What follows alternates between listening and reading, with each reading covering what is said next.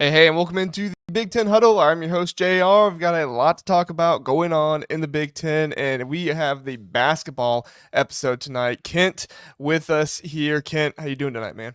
I'm doing great, man. I'm pulling double duty for your show this week. I'm feeling pretty good, dude. I don't know if I'm gonna be able to sleep tonight. I know we're gonna talk about basketball a lot for like an hour, and that's what I love to talk about. But it's gonna be tough going to bed tonight, knowing we got 3 football games tomorrow. I can't wait, man. I don't know what I'm gonna do tonight. I'm gonna have to take some melatonin. I'm right there with you. I was thinking to myself earlier, I was like, I'm kind of glad we're only talking about basketball tonight because I've talked so much about football. I just Yeah, wanted to be here that it's like, just need this to happen. So I need to talk about something else other than football. So a yeah, little bit of basketball. It's preseason, off season kind of stuff. But, hey, there's still some interesting topics to talk about and discuss. And I think we're having a good time tonight. yeah. Let's do it, man. That sounds fun. All right, let's get into the first one here. There we go.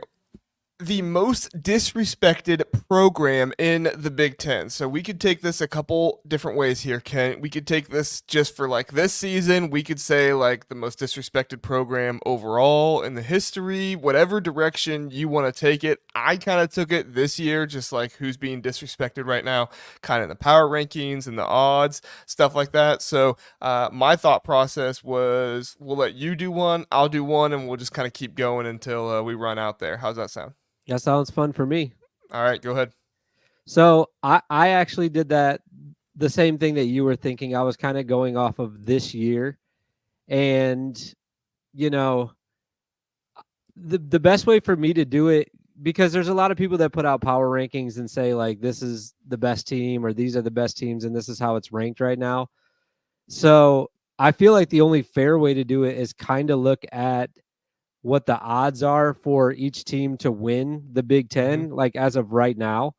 So I kind of did it 3 different ways. I took a team that I thought was at the top of the Big Ten that's too low on those odds, and then like a middle team and then a lower team. So the first team that I would talk about that I think is going to be near the top, that's going to be a top 5 team this year, and the odds are not indicating that right now, is Illinois. I think that they have built a roster this year that is going to be able to compete immediately. I think that Brad Underwood is a good enough coach. I don't think he's the best coach when it comes to basketball. I think he's a fantastic recruiter, and I think he does a good job running his program. But I think he's good enough at coaching basketball that he's going to have his team near the top. And if you look at the odds right now, they're plus 1,000 still. I know we're not talking about betting primarily, but that's pretty low for a team that I think could potentially win the entire conference this year. I put them right up in the category with UCLA, Purdue, and Indiana. And all of those teams, as far as odds and even in people's power rankings, get a lot of respect for this upcoming year. Rightfully so, they should. But Illinois, I have right there in that top 4 mix, and they're not getting that same respect. So I would say that for this upcoming season, the top team that you have to mention is Illinois. Yeah, I actually had Illinois on my list as well. I just feel like because of the transfers this year, they're getting a little disrespected when I look at some of the power rankings by Isaac Trotter and some of the other kind of Big Ten beat writers and stuff out there. Not so much like the smaller ones, not to disrespect them, but when you think of disrespected, you kind of think of the largest national people writing about them. And so, yeah, I thought of Illinois as well. I saw them all the way down at 12th on one list. I was like, that is just way too low for Illinois. I know they're bringing in a lot of transfers, but they went out and got some other players out of Europe as well, and I think that that's going to be beneficial for them. Ty Rogers is coming back. It's not like you can't say nobody is there from last year. Now, granted, Ty Rogers was not the largest contributor last year. However, he is going to help with that culture that Brad Underwood was able to establish much better. I think 2 years ago the culture was lacking. I don't think anybody can argue that. You literally had Matthew, what's his last name? Was it Barry Perry something? The dude that drank all the monsters. Like that was just not a great culture going on over there. But I mean, credit to Brad Underwood, he corrected it last year, and that's one of the reasons why they got to the Elite Eight. And honestly, they were probably a Final Four team. They just ran into the best team in college basketball last year. Yeah, and when you look at transfer success, at least what's happened so far, like in the last couple of years, you want to look at who's going to have who's going to have the ball in their hand the most. And I think that for Illinois to go get a guy like Kylan Boswell and someone that has experience, the experience that he has, um, I think that that's going to bode really well for them. It's not like that guy's just coming in and he has no clue what's going on. I think that he'll be able to immediately make a change.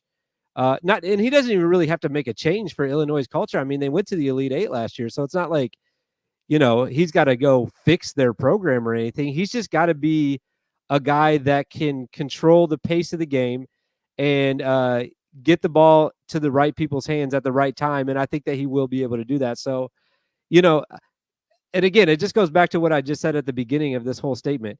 Transfer success, especially with guards, is very important, and I think that getting Kylan is a big deal for them, a bigger deal than people are making it.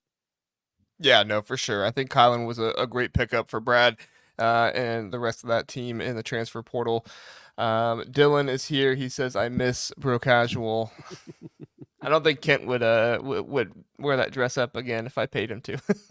I came up here to record, and actually, all the stuff was still right here, and I was like, "Oh man, I didn't even take care of that last night." Dylan was DMing in the Xbox Dynasty message thing that we have, and saying that he liked bro casual better because I was talking junk to him about not winning this uh, week.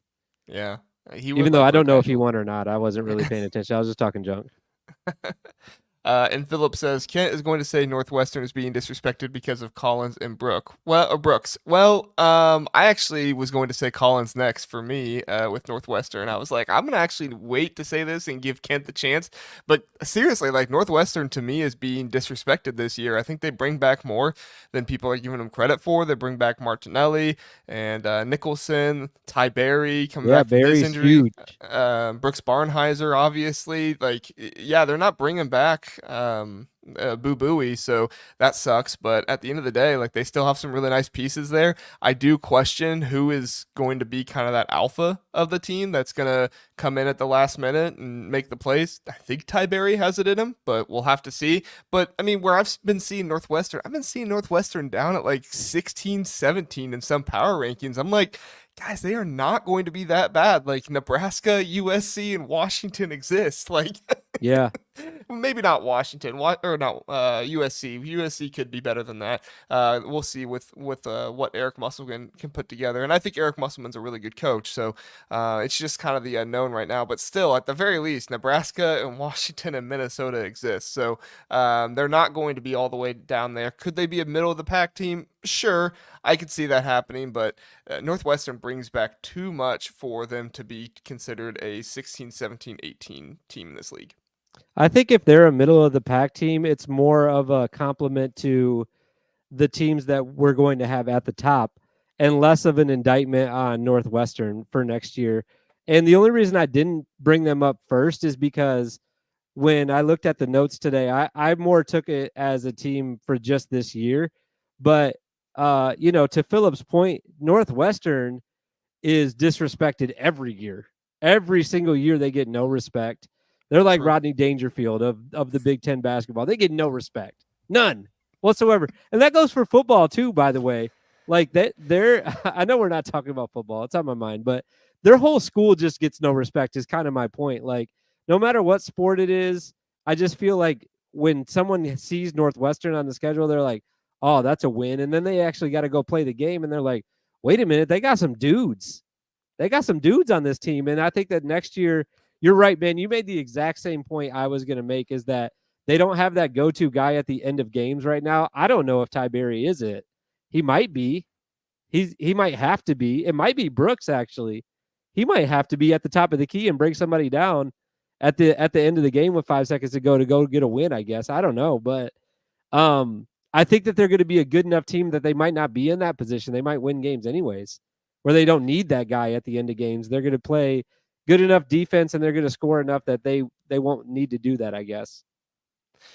I mean, I don't know. The Big Ten is so evenly matched. I feel like you have to have that guy at the end of the games. I Yeah. just don't think you have Boo Booey. Like I think you have Ty Berry, and I think Ty Berry can turn into that guy, and I think Burke Bonsizer can be that guy for you at times too. It's just you just don't have Boo Booey. I mean, one of the best players in all of the program's Martinelli might be history. that guy, honestly. Could be Martinelli. Like It he could be. actually does have a little bit of that dog in him where he's like, I can go get you a bucket right now. Like he has that no fear type mentality. I think sometimes you saw that a little bit in like the opening round of the NCAA tournament last year, where he was just like, I'm going to be that guy right now. He had a great first half that game He against did.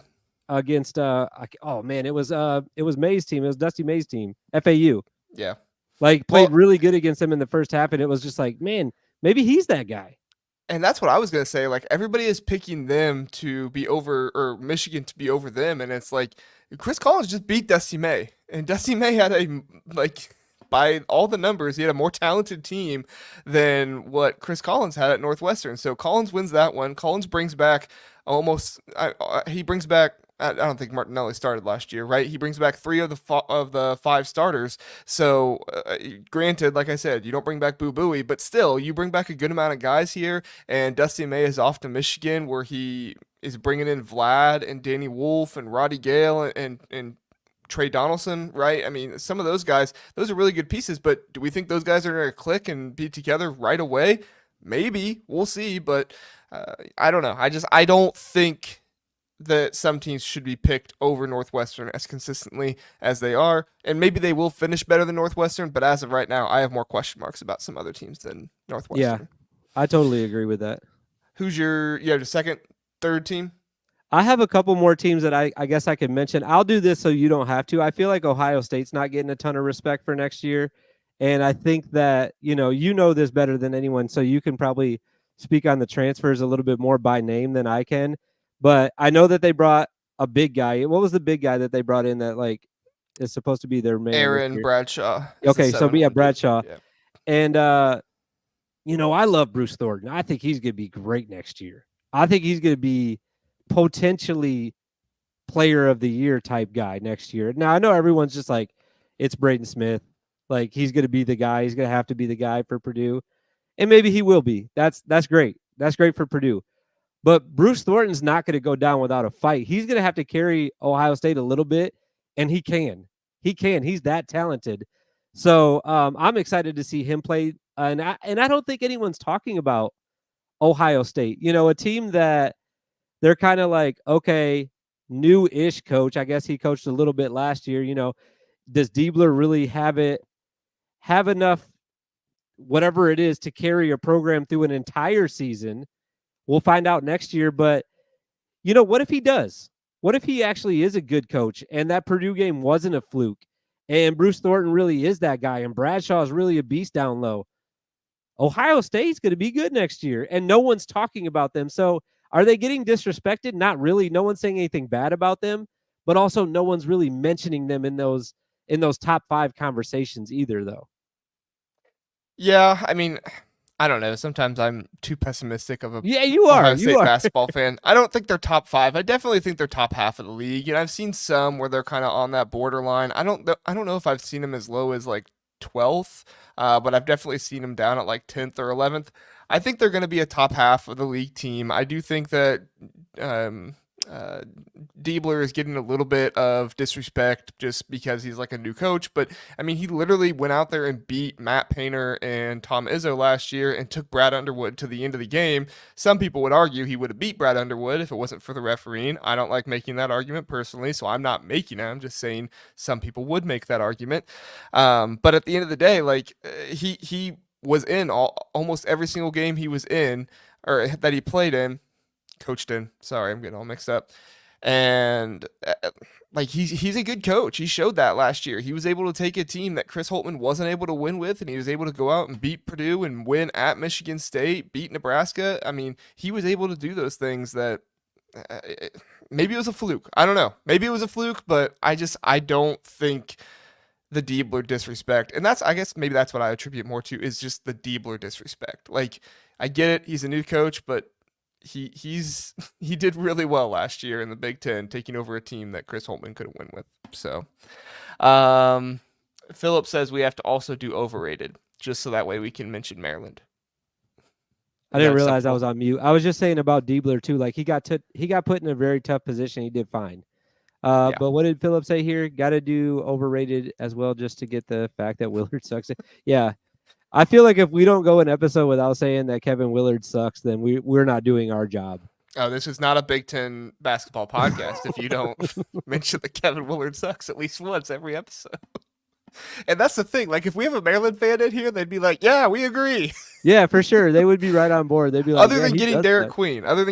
Queen, they're like, "Yeah, he sucks." Yeah. Jeff Parks says, I think I saw on Sleepers that Terrence Ogleby put a Big Ten power rating out, and he put Northwestern at 18. I saw that as That's well. crazy. I think he also picked Michigan State to win. Like, Oh, I did see that tweet too. And that's the only you saying that is where I stopped reading it. Actually, he had Michigan State winning, and I was like, yeah, this isn't worth winning. yeah. Or So if we're reading. gonna mention overrated programs, I put Michigan State in there because they're not winning the Big Ten this year. No. And I know I get called a hater for Michigan State all the time, but like, show me how they're going to win the Big Ten this year. Like, what are they going to do in order to win it? They have Jeremy Fears Jr. and Xavier Booker, which I think will be a nice duo. We'll touch on that later. But I don't see the other players around them they're going to have. Frankie Fiddler should be nice, but I don't think he's going to be the star player that is going to, like, Jaden Akins. Jaden Akins is going to be nice, but is he going to be the star player that contends for Big Ten Player of the Year? Like, they don't have Tyson Walker. Like, I think you need somebody like Tyson Walker if you're going to win the Big Ten. Could they be top 5? Sure, but I don't see them winning the Big Ten. I think Michigan State fans would push back and say, like, we don't have to have a guy that's going to be in the Player of the Year contention to still win the conference. I think that's what they would respond to you by saying. If you have a big man that can consistently play, sure. If Xavier Booker turns into that, sure. But Xavier Booker did not play enough last year for me to have confidence that he's going to turn into a star big man in the league. That's just me. That's fair. That's just me. All right, let's hit a commercial break really fast, and then we'll come back and we'll look at some Torvik Big Ten assists per game projections. CBB Analytics isn't just another stat site, it's your ultimate destination for in-depth college basketball analysis used by fans and even the coaches. It has comprehensive stats for men's and women's basketball across Division 1 through 3, dating all the way back to 2018. From shooting percentage to game recap, CBB Analytics has it all. Try CBB Analytics for free or pay for a tier to take your basketball knowledge to the next level. Oh, there we go. All right, Torvik projected Big Ten assists per game leaders. I put them down here. I did forget to put the numbers. I apologize, but hopefully you can read numbers well enough. If you're listening on podcast, the top 10 goes Braden Smith, 5.9, Jeremy Fears, 5.7, Ace Baldwin Jr., 5, Brock Harding, 4.8, Bruce Thornton, 4, Dylan Andrews, 3.9, he's from UCLA, Trey Galloway, 3.4, Shellstad, I forget his first name, at Oregon, 3.3, Kylan Boswell 3.2, and then Jacoby Gillespie at Maryland 3.1. Kent, give me some of your thoughts here. Anybody too high on this list? Is there anybody you think they're not nearly going to be that high? Let's start there. Anybody too high, and then we'll get to too low. Well, immediately the first thing that jumped off to me was anyone on Iowa being on this list, and especially someone on Iowa that I don't know yet and haven't seen play. So I would say that, Brock Harding being that high, I would say I need to see that first before I can say, that Brock's going to be a top 5 guy in the conference when it comes to dishing the rock. But the counterpoint to that would be that Iowa always scores a ton of points, and somebody's going to have to be getting those assists. It might as well be him. So I guess I'm kind of arguing with myself on that one. I don't hate the top of the list, but then I'll go back to the same argument I just made for Brock or against Brock about Jeremy Fears. Like, he's going to be second in the conference. We haven't really seen him play yet. Like, that's a pretty bold prediction just to say that right off the rip, especially when we just got done talking about maybe his supporting cast, especially on the block, is not going to be something that we're very excited about. So who's he passing to get all these assists? Is he passing just to Jaden Akins and who else? I don't know who else he's going to get these assists from. I mean, So, Xavier Booker, but yeah, I guess. I don't know. That's pretty bold to say that he's going to be second in the conference in assists. So I would say that those two kind of jumped off the list. The rest of the list didn't really, as far as the top 10 goes, none of it really surprised me, though. yeah, Brock Harding kind of surprised me as well. But if you look at his numbers, like assist percentage, assists per 40 minutes, assists per 100 possessions, he was right up there with Elijah Hawkins and Braden Smith. So the whole argument there is that he just didn't have the usage last year. Tony Perkins was 4.6 assists per game. If Brock Harding was in there and he got 40 minutes per game, he actually would have led the conference in assists per game or assists per 40 minutes, which was 9.7.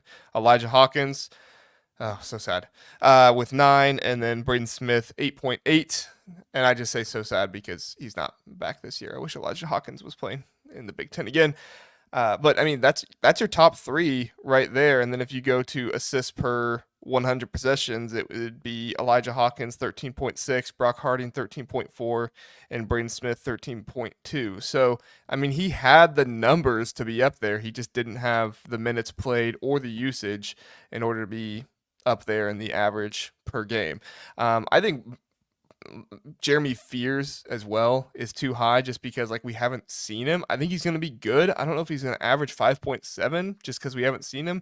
I mean, you're eventually going to get assists somewhere. Tom Izzo is going to have somebody running the point of this team that's going to be able to get assists. So I'm not.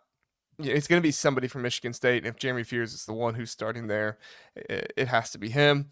And then my other one, I don't think Trey Galloway is going to be that high for Indiana. I think that they Miles Rice is going to be much more the ball handler and distributor there. So I don't know why they have Trey Galloway ahead of Miles Rice. Maybe I'm missing something there. Maybe they've been something in practice that has come out that I've not seen, but I don't think it's going to be Trey Galloway that high.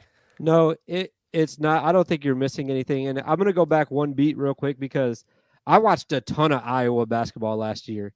I don't remember Brock Harding touching the floor. This man played 10 minutes a game. How am I not remembering this guy at all? Was I too focused on Tony Perkins last year? Was that Probably. my problem? Yeah, that had to have been my problem. I was just zoned in on him the entire game. There was a comment from Jeff Parks too. He had the same comment as you. He said, for IU to have a successful year, they need Rice to have more assists than Galloway. Well, they also need Rice to have more assists than Malik Renew, I think.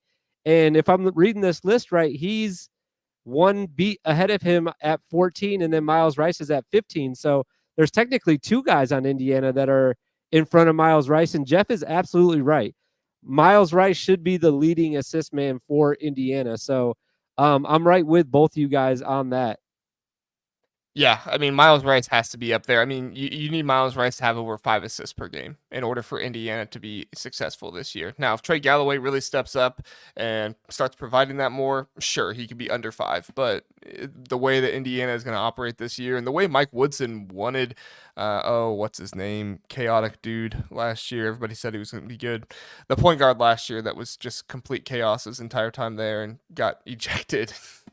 All kinds number of fouls. 0? I can't remember. Yeah, whatever his name was, I forget. But anyway, he he was not able to deliver the way that Mike Woodson wanted him to. So if you have a point guard in there that's actually running the offense in such a way that's not Gabe Cupps, then I mean that's what Indiana's going to have if they're going to be successful this season. So I like Bruce Thornton up there in the top 5. I kind of feel like he's going to have more than 4. I don't know. Maybe I'm too high on Bruce Thornton. I think more like 4.5 would be my guess, but we'll see. He was good last year with his assists. He had 4.8 assists per game last year. So I don't know if they're just projecting that the production will be down because of Meechie Johnson and he's going to be holding the ball more. But I like to think with Meechie Johnson out there, you have a better shooter than Roddy Gale was. So you might be assisting more to him than you were with Roddy Gale.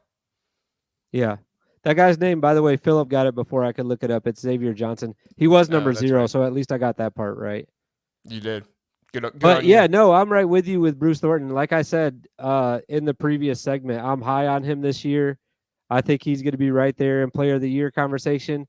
If he's near the top 5 in assists, I think he'll also be near the top 5 in scoring as well, regardless of what he does with assists. Those things are not correlated. I think he's going to be top 5 in both of them, though. Yeah, I think he's going to have a great year, and that's one of the reasons I brought them up as a team that's getting disrespected, because I think he's going to be one of the best players in the league this year. He has to be. If Ohio State's going to be a top 5 team in the league, he has to be. He will be. He will be, JR. All right. Will you all right. believe me for once? I believe. Philip says Harding could be higher because of Iowa pace of play and the lack of other ball handlers. True. Josh Dix is going to be starting out there with him. And he's not. I mean, he's basically a scorer. Really, not much else other than that. So, I mean, maybe he develops in that more into his game, but Josh Dix is mostly a scorer. So, yeah. All right.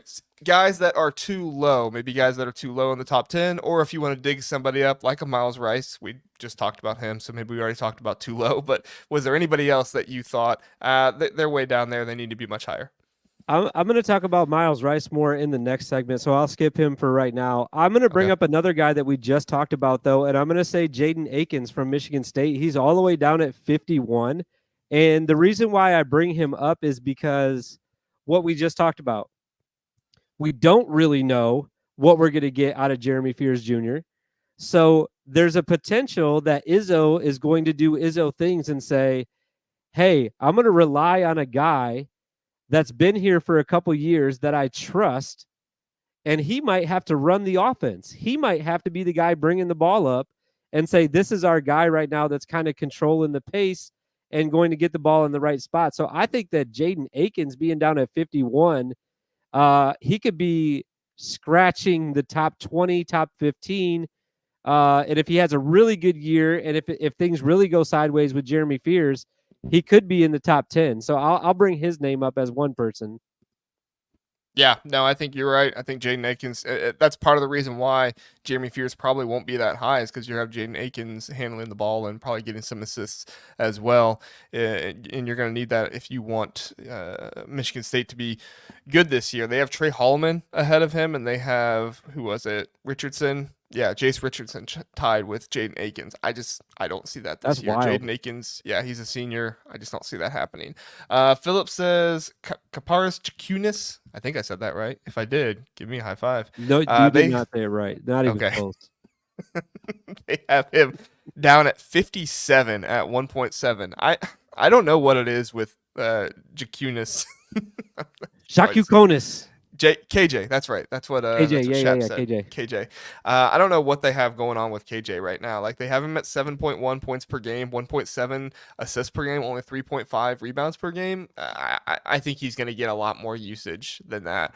Well, actually, they have his usage up at 21, which is a pretty high usage. So yeah, but out of those three numbers, I think assists would be the last thing that I would be arguing for him to be higher on. I think I would say points, and especially I think rebounds would be number one. Like, I would expect him to get more than 2 rebounds a game next year.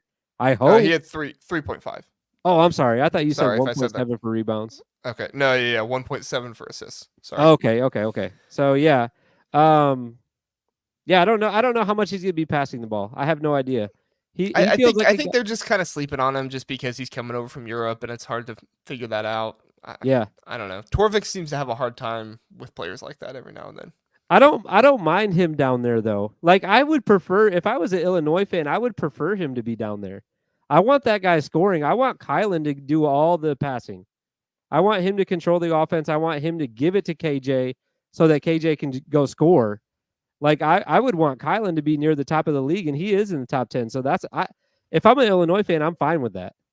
What's crazy, though, I just realized, is KJ is their second leader in assists. No, there was one. I think Ty Rodgers was up there, too. Yeah, he is. He's at 31. Oh, okay. All right. He's at 2.1. Okay. Yeah. I just scrolled too fast and didn't see it. He is third, though, so. Yeah, still. That's not very high. Ace Baldwin last year had 6 assists per game. I don't know what the thought process is for him to go down to 5. An entire assist per game going down seems to be a little troublesome. I mean, they do lose their big man from last year, and I don't know who is their big man this year. I just saw his Puff name Johnson. earlier. Is it Puff Johnson? I think Puff Johnson's still on the roster, I think. Okay. He cannot be relied on as their big man, though, right? Well, that was the Penn State problem last year. Is they didn't really have a reliable big man on offense. The guy last year could rebound, but he really wasn't a threat on offense. I was going to bring Penn State up as a team that gets disrespected, but they should. Well, if we had enough time, I was going to be like, okay, what teams get disrespect that deserve disrespect? It would have been Penn State immediately. Just for this year. Like, I love Penn State normally, No, but I like them too. they are definitely in a rebuild, though. I think Mike Rhodes is a good coach. He's just got to get a big man. I do too. I like him. Yeah, I think he struck out on most of his big men in the portal. So, Jeff says the MSU base has wanted Atkins in the 2 slot instead of the 3 for 2 years. They want him scoring the ball more than distributing. Yeah, I think what my argument is, though, that like who's the backup point guard? I don't really know. I'll be honest. Is it Trey Holloman? Who? Trey Holloman? I guess it would be him. I think he was the one coming off the bench last year to play. When you said Trey and then something with an aloe in it, though, I immediately thought of Trey Galloway. And I was like, he transferred to Michigan State? I forgot about Holloman, the headband guy. Yeah. I think that would be the Cohen. Man, he's wild Carr, with the ball, maybe, though. but no, he's not a point. He's not a ball handler. He seems like he is. Maybe he's not. Maybe he will be under control next year. I have no idea. Yeah. I just feel like I don't know. Maybe I'm reading this wrong, but I just feel like Izzo's the type of guy that's like things are going just minorly sideways. He's like, screw it, give it to Jaden, let him take it up. You know what I mean? Like just so quick, like an angry Jaden, go get the ball. He does get. That's angry. what I would do. We know that. We know he gets angry. So yeah, I don't know how much he reacts to his anger, but. All right, let's talk about Braden Smith really fast. Braden Smith, 5.9. The dude had 7.5 assists per game last year. Him and Elijah Hawkins were 2 of the best in the nation. I think they were 2 of 5 players that were averaging more than 7 assists last year. I think that it's close to that stat if it's not that exactly. I haven't checked. But, I mean, do we think Braden Smith is going to take that much of a drop-off just because Zach Edey isn't there? I mean, he still has Trey Kaufman-Renn. It's not like Purdue has no big men at all. So, I mean, what are your thoughts there, Kent? Yes, I do think it's going to take a drop-off because Zach Edey's not there. 1.6 assists per game drop-off, though? I don't know. Maybe that's a little extreme. I could see at least 1, though. I could see like 6.5, yeah. Well, here's what we would have to do, and I didn't do this. And if you know what, if I had more time, JR, I would have done this tonight. You're not dog watching. What do you have? What are you doing? You're not dog watching. That's true. I could have sat up here with the dogs. I do have kids too that I take care of. And my wife was working late tonight. Shout out to my wife for actually making money for our family. Good job, wife. Yeah, thank you, wife. How many of his assists were to Zach Edey though? That's what you would have to do, and then go do his assists last year without any of the assists that went to Zach Edey. If you could look that up or figure that out, and I would have if I had more time in my life, then you can make a more accurate assumption of what's going to happen this year. But the problem with doing that, though, is you're completely taking somebody off the floor, and this year somebody will be in that position. It's just not going to be Zach Edey. So you can't really just say, oh, he had 200 assists to Zach Edey or whatever it was last year, and now he's not going to have those. Well, no, someone's going to be there. It's just not going to be the best player in the country anymore. So, yeah, I see a drop-off. 1.6 from last year, though. That is pretty dramatic. I don't know. He's still leading the conference. What do you want from him, man? Are Purdue fans still going to be mad? Like, oh, no, he's only going to average this much? Like, no. He's still at the top of the conference. Relax, everybody. Well, yeah, he's going to be one of the best players in the conference this year. Russ would argue that he's going to be the best. I don't know if I buy that, but yeah, I mean, CPB Analytics has so many stats. I feel like there has to be a stat. We got to be able to look that up. Someone in the chat look that up. If you have CPB Analytics, go look it up. But yeah, I can't find it. So, all right. Any more names you want to mention before we move on, Kit? I don't think so. I think I'm good. I wanted to mention Brooks Barnheiser just because the last 3 weeks that we've talked about this, he's been in the top 10, and he is the top guy for Northwestern once again. But he's top 20, so I don't feel like it's worth mentioning. But is he? I mean, if he's going to lead Northwestern in every single category this year, we got to give that man some respect, right? I would think so. Yeah, I will. I'll do it. Friend of the program, I'll do it.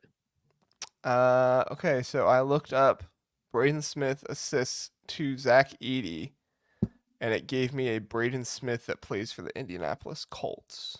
So wrong. At least it Sorry. didn't take you to the Braden Smith. What's that fan website where you can like buy a video that I bought like right before the Big Ten tournament last Oh, year? the what's that called? I Uh, forgot what it's called. I forgot Let's. to. Let's think about it during the commercial, and then I'll if we figure it remember, out. we'll say it. All right. The Big Ten Huddle is brought to you by the College Huddle, the largest fan-led college sports podcast community on the internet. With contributors from 70 different schools, you will get in all kinds of analysis from all over the country. Go visit thecollegehuddle.com to find your team and read articles from all across so many fans and contributors. The College Huddle is fan-made, fan-driven, and fan-fueled. Did you find it? I did. I put it in the chat. It's called Cameo. Oh, there you go. All caps. All right. Let's talk about some duos, Ken. All right. Let's talk about Yeah. the best Big Ten duos for next year. Obviously, some could arise and really show themselves. However, just looking at it, maybe some that we expect that to be really good, or maybe some that showed they were really good last year, or maybe some that, somebody came in the portal and it looks like they're going to be good together. I put 5 examples down here, just quick ones I thought of. Malik Renew and Umar Ballo. Doesn't mean that's the only one on their team, but that's just one I thought of. 2 big men, Dylan Harper, and Ace Bailey, obviously. Danny Wolf, Vlad Golden, the 7-foot duo down there, the field goal posts, as I will be calling them this season.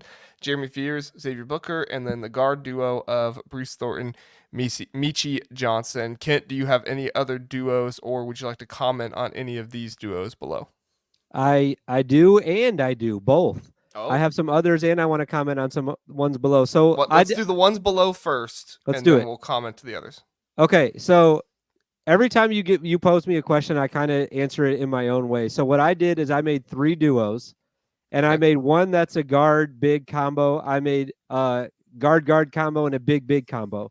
So the one that I had for my big combo was Danny and Vlad, because I think that's going to be crazy to see them on the court at the exact same time, like 2 7-footers. If Dusty May plays them at the same time, which I think that he should, I think it He's would going to be start fun. him, right? I don't know who else you Yes. start at the 4. Vlad at the 4. No, that's what I'm saying. You have Vlad Yeah. at the 4 and Danny at the 5, or Yeah. vice versa. It really doesn't matter. I don't know who else you put at the 4 other than those 2. Namari, I don't know, man. No, Mari Burnett is not starting at the 4. I don't, but you're right though. Like, who else would be down there? I'd have to go back through their roster. Yeah, I mean, they had to have picked up somebody. I have no Anyway, go idea. ahead. But I'll look it up. the point is, though, that having Danny and Vlad on the court at the same time is going to be something down low that we haven't seen in a while, at least. I can't, again, we've talked about this in the past weeks. Like, I can't remember the last time we saw 2 7-footers on the court at the same time for the same team. So this could be very interesting. So I think that duo down low is extremely interesting. That's the only one that I had. Who'd you have at a 4 for Michigan? Sam Walters and Will Cheddar could play. Oh yeah. Cheddar's solid. I like Cheddar. Walters was okay in the tournament last year, right? Yeah, he was fine. I don't know like enough anything about amazing, him. but he wasn't bad. I think he had one good game, and everyone was like, "Oh my god, this white boy's crazy." I'm serious. That's what everyone. That's all was you saying. need to do if you're a white boy. That's all you need to do is have one. You gotta have one good game. This white boy's so good. This guy's awesome. Yeah, no, I'm totally rocking with Danny Wolf and Vlad Golden. I think that's going to be a little bit of an underrated one, but once teams start playing Michigan, I think they're going to oh, wow, this is really difficult to deal with. I think you're going to have a 4 that can stretch the court if you want to go anywhere near the paint with those 2. So I'll talk about them. Bruce Thornton and Michi Johnson. I'm really excited for those 2 together. I think that they're going to be a whole lot of fun seeing them both be able to handle the ball, both being able to get assists. Michi Johnson, I mean, he's a shooter. He's going to get the ball and he's going to look for a spot. He's going to fire. So that's going to be interesting. I think if Bruce Thornton, if they run some good pick and roll action, they should be able to get Michi open enough that he should be able to shoot a lot of shots. And I think the nice thing about this is, I mean, Michi is not the best ball handler in the world but he is competent enough of a ball handler that you could be doing the same thing with him. You can put Michi in the pick and roll, and then you can kick it out to Bruce Thornton, and he can shoot as well. I think that this team is going to be able to spread the floor really well, and it starts with Bruce Thornton and Michi Johnson and what they're going to be able to do. I like it. I have half of a duo that you have up here, but I'm going to switch it a little bit. Okay. I'm going to go with the guy that I was just talking about, Miles Rice and Omar Ballo, because I think that those two together on the court are going to be very difficult to stop. And I'm also really just excited to see them play because it's two new guys on Indiana's roster. It's two guys that are very talented. I don't know if enough people are talking about Ballo. I really don't. Maybe they are, and I'm just missing it. I only listen to a couple podcasts, so the ones that I listen to, they kind of talk about him, but this guy's going to be nasty next year. He is very good at basketball. I don't know how many people watch him play. He just has to play enough. He doesn't have a ton of minutes. So if he I can get his DM'd minutes him up, at the beginning of the offseason, and I said, hey, let's get some wind sprints going. there you go. Let's get the cardiovascular up.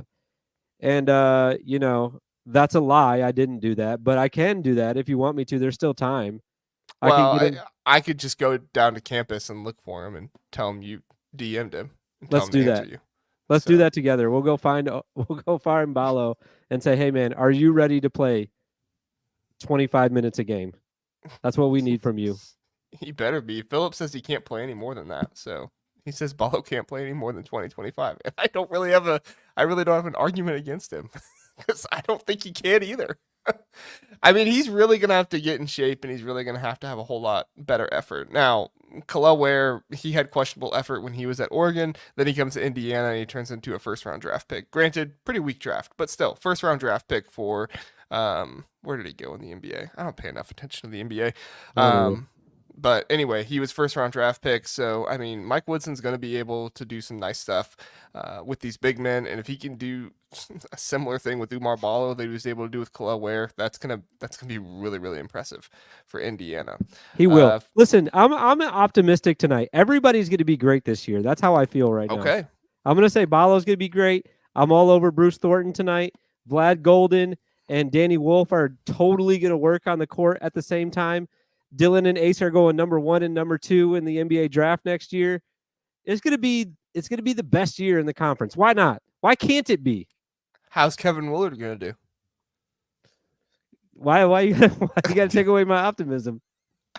I was just seeing how optimistic you were. Like, that would really be the test if kids. Kevin Willard will be the coach at Buffalo by the end of the year. Oh. Poor Buffalo coach. He's getting fired. He doesn't even know it yet. He's going to retire. I'm just going to assume the Buffalo coach is like super old. He's retiring, and then that's the job that Kevin Willard's taking. There you go. Could you imagine if that actually happens? Like, what a take that would be. Dude, you had the really hot take last year, didn't you? I did have the Harbaugh one, before the season started. Yeah. Yeah, that was bad. That was football though. So you need one for basketball. You might as well. Yeah, I need a basketball one. Yeah, I need to make a Kevin Willard to Buffalo edit and tweet it out. Like, this is where he'll be next year. Yeah, you better do that before Jeff or Phillip or PK or Dylan steals it and goes and makes the post themselves. Don't do it, Phillip. Don't be tweeting out Kevin Willard to Buffalo. That's my take. Phillip says Mbako and Rice is probably top 2 for Indiana if they're going to be successful this year. Yeah, I don't know. That's not really a duo I think about very often, like a forward and a smaller forward and a guard. I don't know. Mbako probably will have to play the 4 at some point this year with Umar only playing 20 to 25 minutes because Renew is going to have to play the 5 and you put Mbako at the 4, kind of like a small ball lineup. But I don't know. I don't really know if I see them as a duo. They probably are 2 of the best players on the team that's going to be on the court all the time. Well, Malik Renew is probably top 2. I'd probably take Renew over Rice, but I don't know. It's just a really good roster. I know. That's what I was just thinking too. Like, they're just a very good team all the way around, and I'm very excited to watch them play. I have one more though. That's not on here. Are you ready for this? Do it. I have to feed the masses right now. Braden Smith and Fletcher Lawyer. Oh, I was gonna say Trey Kaufman-Wren. No. Fletch. All right. Yeah. Best Fletch backcourt in the conference? Hey, Fletch bulked up. He's not going to be a rag doll anymore. Getting Dude, pushed around. he is cut. Dude is buff. All You seen right. these pictures? I have. Yeah. I don't really know. Oh, I've seen pictures of him in practice this offseason. There's been like some photo galleries for Purdue and stuff like that. He's looking bigger Okay, from what we'll I've seen. see. I don't know. I don't Maybe know. Like maybe they obviously said really Brady's good gonna be great. angles, but What's that? he said maybe they said really good angles, but he looked bigger to me. So, Maybe. And Philip is he's over here advocating for his guys KJ and Kylan Boswell. I don't remember if I wrote them down. So what I did, Kent, I didn't tell you I was going to do this. Is I thought through 10 different duos, and I was going to have you grade the duo just like off the top of your head, really fast. What do you think about that? You want to I try it? love that. Okay. I love Well, that. let's I do. also do love that duo that Philip just put out, but I'm trying to think of like if there's going to be another guy this year that could potentially be better than KJ for Kylan. Well, and I didn't put an Illinois one because I didn't know how it was going to play out. Like, I think Illinois is going to be good this season. I think they'll find a duo, but I don't know what that duo is yet. It could be KJ and Kylan Boswell. That's a really good suggestion. I don't know yet. It could be We'll have to see it it play. could be Kylan and Will Riley though too. Could be. It could Yeah, be that's what Kylan Philip just and said. Ty Rogers. Yeah, look at Philip. He knows, man. Dude, I he didn't even knows see his that team. comment. Swear. I believe you. All right. Okay, so some of these are on the thing, so I won't be surprising you, but if they come up, you just give a grade A to F. All right? Okay. All right. Peyton Sanford, Owen Freeman, Iowa. Oh, that's a good one. I'm gonna go A minus. Oh, I'm all right. leaving some room for like because I don't know what else you got here. Yeah. I do like those guys though a lot. Me too. Chat, you guys participate as well. I'd love to know what you guys think. But you guys are a little behind, so put the name of the school and then give your grade, so that way we know who you're talking about. I'm saying A minus for Iowa's combo A or minus for duo. Iowa's. Okay. Maryland, Julian Reese, Jacoby Gillespie. I don't like Julian a lot. I'm sorry. Ooh. He's a So good defender. I gotta go C, just straight C. Straight C. Okay. All right, this one's on here. Michigan State, Jeremy Fears, Xavier Booker. B minus. B minus.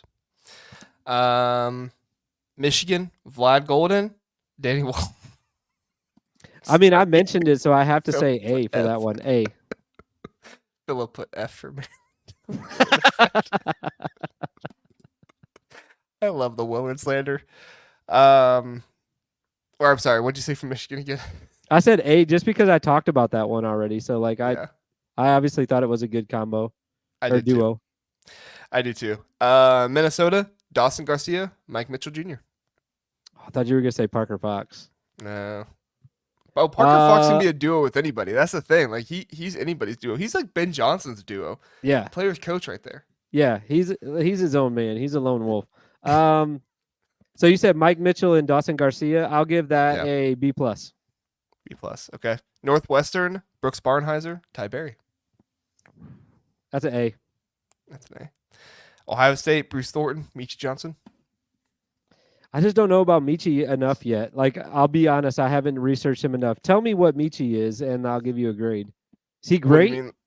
I mean, he was a really good scorer last year for South Carolina. He was kind of the star of their team. They really didn't have any offense outside of him, and he just kind of chucked the ball up, had a huge usage rate. Probably could have had a much better percentage, but I attribute a lot of that to poor offense by the South Carolina coach. All right, I'll go the same as I went with, because I really like Bruce. I'm going to go A minus, which is the same I gave Peyton and Owen out in Iowa. Wow. All right, we got some from Philip here. Philip says Iowa B, so he's a little bit lower on them than you are. MSU B. I'd probably go a little bit higher for Iowa, but can't complain. Minnesota B. Philip really likes B, the letter B. Just because of Garcia, and then Philip. Ouch. OSU C minus. Really? He doesn't like Bruce Thornton? I guess not. It surprises me. You thought Philip was kind of a Bruce Thornton guy? No, well, I just think that me and Philip think a lot alike, so I felt like he would like Bruce a lot too. Yeah. Philip, you didn't give us a grade for your Illinois. KJ and Or Kylan Michigan. Boswell. or Michigan. That's true. All right. Excuse me. Purdue, Braden Smith, Trey Kaufman-Renn. Yeah, I'm gonna go C+ on that because I don't know about Trey Kaufman-Renn this year. Yeah. Like Braden obviously is going to be great, but I think that he could be. I don't know. I'll say C+ to B-. Like I'll go B-, I guess. I don't want to get killed in the comments. Purdue fans come after you. Yeah. Philip said not a Michi fan, so you guys could be on the same page about Bruce. Yeah, see that? I just don't know about him. Yeah. So.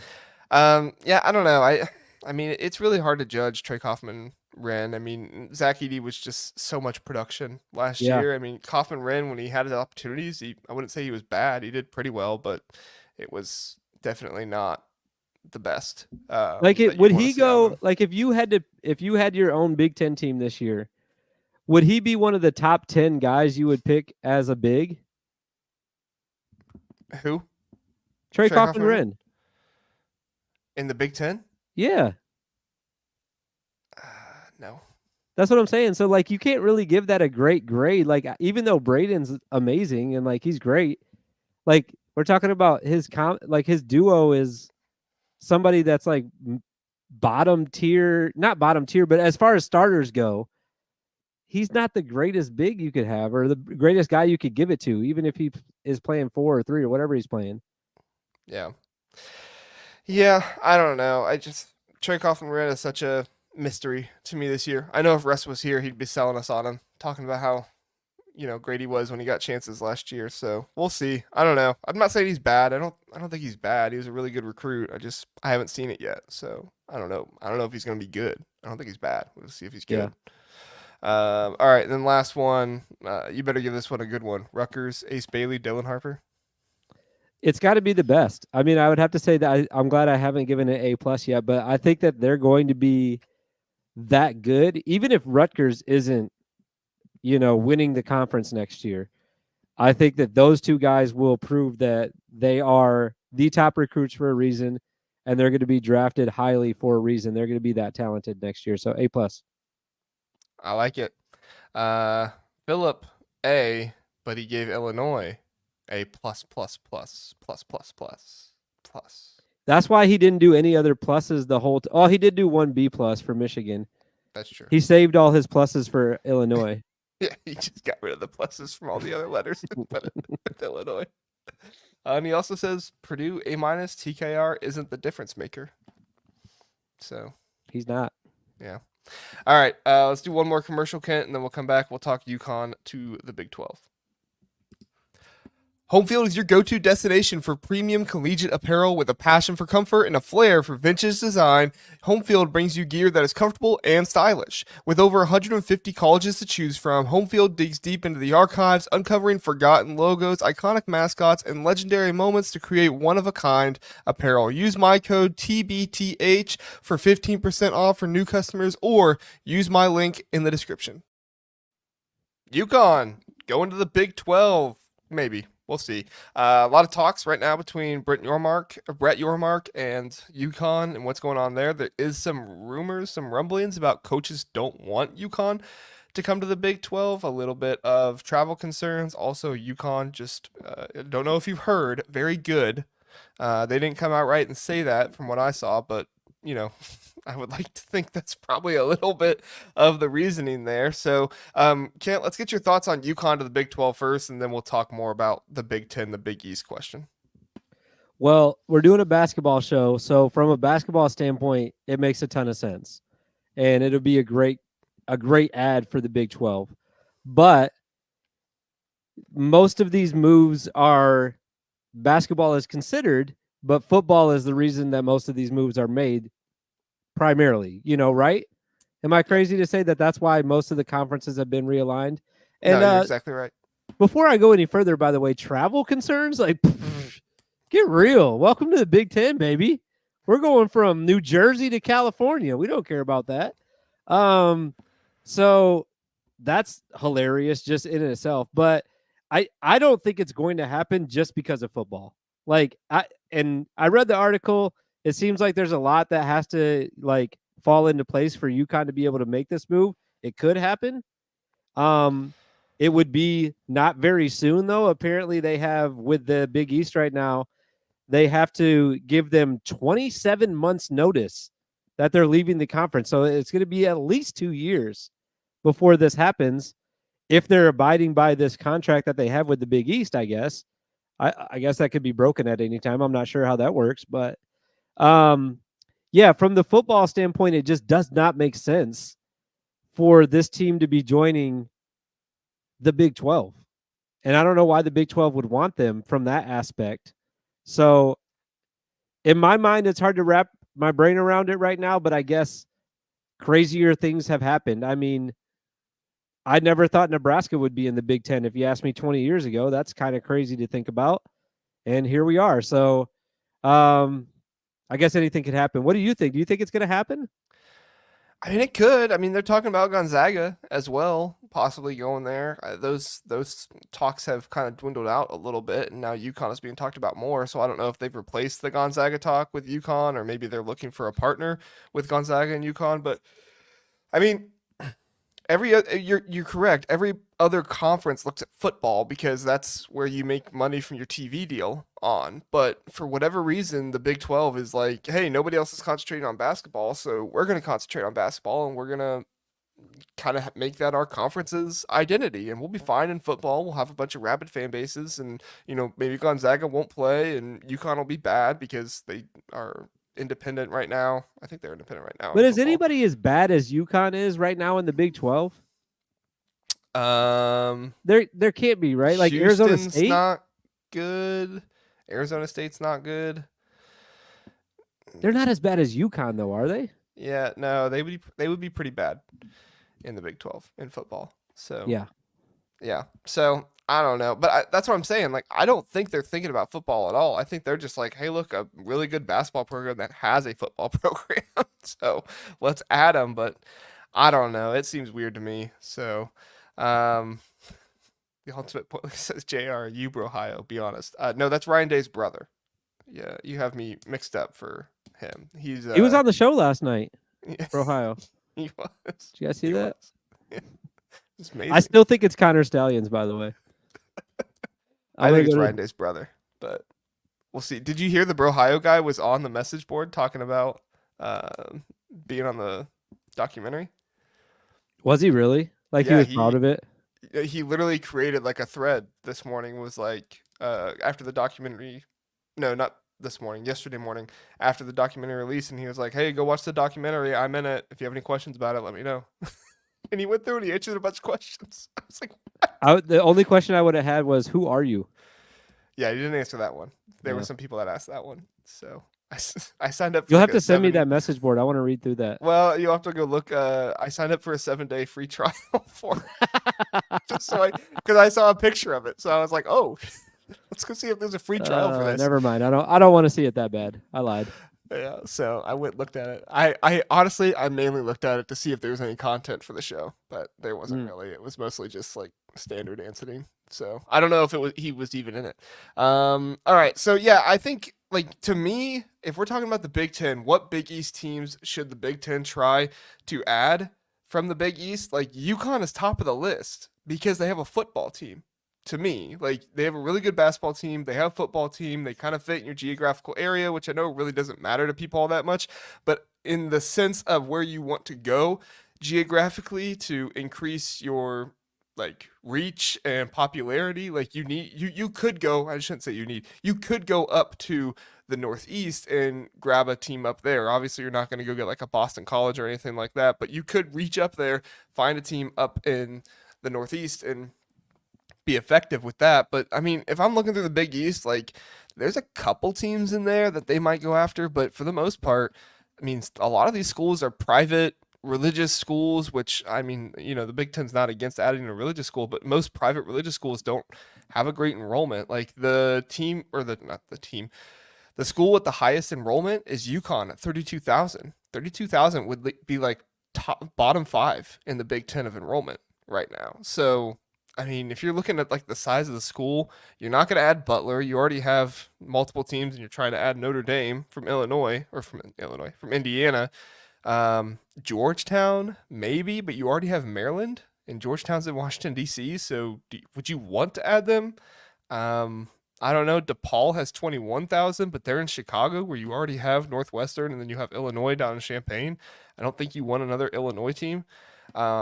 The only other team that I put in there, Kent, was St. John's, because they do have 21,000 and they are in Queens, New York. So you want to expand in New York, but you kind of already have that New York market with Rutgers. So I I mean, obviously, like the Big East is probably not going to fall apart today, but there is a scenario where I could see Big East teams like merging with the ACC, and then some of these teams being like, well, but what if we went to the Big Ten instead? They have a lot more money, Like, I don't know. What do you think?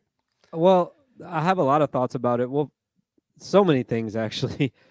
Is UConn the only one that has a football team in the whole Big East? Like, Yeah, all these other schools, they don't have enough like area around them to build a football stadium. They live in such like clusters of cities, either that or they don't really have the enrollment of the school to hmm, warrant a football team.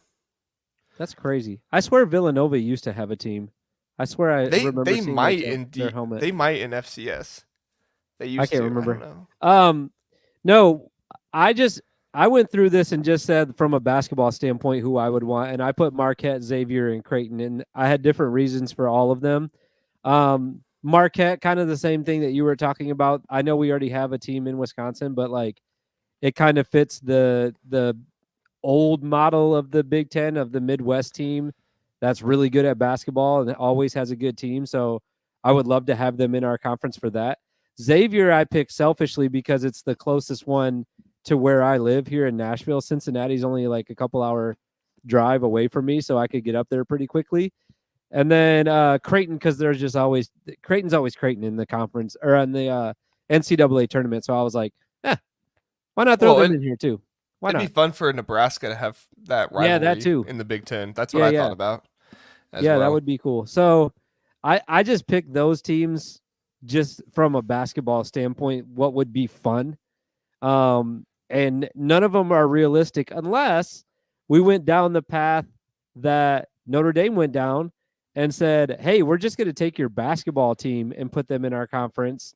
And the football team or the lack thereof doesn't matter because that's what Notre Dame did, right? They joined the ACC for basketball and they're still independent in football. So I'm not sure from a basketball standpoint why it even matters that much. Why not just add these teams in basketball only? Yeah, I mean that's kind of what I was thinking as well. Philip had a bit of an idea here. He said Big Ten needs to add UConn, Syracuse, Georgetown, and a few more Big East teams, and then at Rutgers, Maryland, and Penn State add and make a new Big East presented by the Big Ten. Something like that. I mean, that's if you excuse me, if you could have a Big Ten like basketball conference that was like 24 teams, and then you had a Big Ten football conference that was like 18, 20 teams, I mean, you would essentially be able to have your own awesome tournament at the end of the year that you're going to make so much money off of.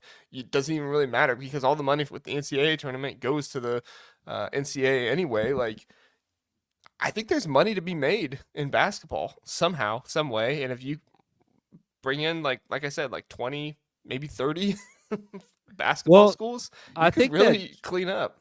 I think 20 kind of makes sense because if you did split it, like I know we're like bouncing all over the place here, but if you did make like a East and a West, like I don't know, football did all the way up until last year for basketball, and you had 20 or 22 teams, then you have 10, 9 or 10 opponents that you have just on your side of the league that you play twice. And Yeah. then you have like maybe a couple crossover games and then a bunch of non-conference games still to get you to, the 30 or however many games you're going to play that year. So I think that would work great. And that way you start forming some rivalries. I think that's kind of what Philip's getting at a little bit is we get back to like some, more territorial rivalries instead of having like Penn State playing Oregon, and it's like, oh, that's interesting and weird, I guess. But hey, let's Yeah. watch it. You have Penn State and Villanova. That'd be like a Pennsylvania rivalry there. You have Syracuse and Rutgers, Georgia, yeah, Georgetown and Maryland. Yeah, I mean, if we're looking at this like from the stance of the conference, they're never gonna do it, right? They're not gonna add Yeah. teams just for basketball. It kind of No. sucks, but I mean, if we're thinking about it just for funsies, Yeah. it's fun to We can think do it. about. Yeah, I mean, if we were in charge of the Big Ten, that's what we'd do. But I mean, I don't think the Big Ten would ever add a school that doesn't have football attached to it. I mean, I don't think they would do that where they're like, yeah, we have 30 basketball teams, but only 20 football teams. I don't think they do that. Maybe. I don't know. It would. Yeah, I'll tell you what would make them do it though. Money. I mean, if basketball changes and you can make some more money off of that stuff, like I'm sure they would. But I like this idea. Big Ten goes to 30 teams, 3 conferences in the Big Ten: East, West, and Central. That would be fun. That'd be. That would be the day we hit 30 in either football or basketball is the day I retire from making content for the Big Ten. That's You're too like many teams, man. you're like casual Big Ten Central. Yeah, exactly. I'll have to zone in on a division because this is already out of hand, man. I can't keep track of 18 for basketball and football. Like I'm supposed to know all these guys' names. Like, nah, man, I can't do this anymore. Did they not 30? realize? They don't realize how casual I am. Why are they putting 30 Yes, teams in dude. this conference? Like, barely keep up with 18. Come on, guys. Seriously. You know how long that commercial is gonna get? Commercial's gonna be going up 10-minute commercial. It's gonna be that long. They're gonna be like, we can only show the commercial twice a year because of how much money it takes to do a 1 minute commercial. And it takes 6 months to watch it anyways. There's just a channel that just replays the commercial.